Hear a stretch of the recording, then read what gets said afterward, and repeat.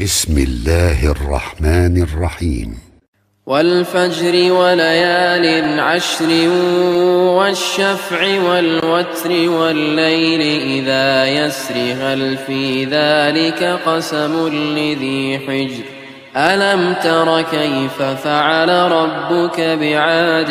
إرم ذات العماد التي لم يخلق مثلها في البلاد وثمود الذين جابوا الصخر بالواد وفرعون ذي الأوتاد الذين طغوا في البلاد فأكثروا فيها الفساد فصب عليهم ربك سوط عذاب إن ربك لبالمرصاد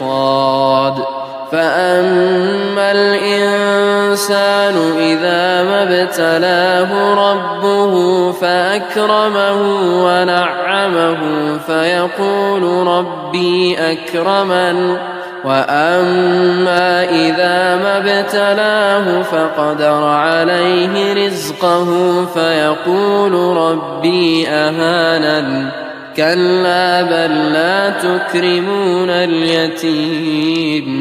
ولا تحاضون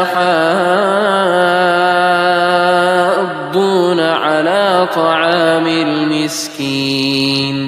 وتأكلون التراث أكلا لما وتحبون المال حبا جما كلا إذا دكت الأرض دكا دكا وجاء ربك والملك صفا صفا وجيء يومئذ بجهنم يومئذ يتذكر الإنسان وأنى له الذكرى يقول يا ليتني قدمت لحياتي فيومئذ لا يعذب عذابه أحد ولا يوثق وثاقه أحد يا أيتها النفس المطمئنة ارجعي إلى ربك راضية مرضية فادخلي في عبادي وادخلي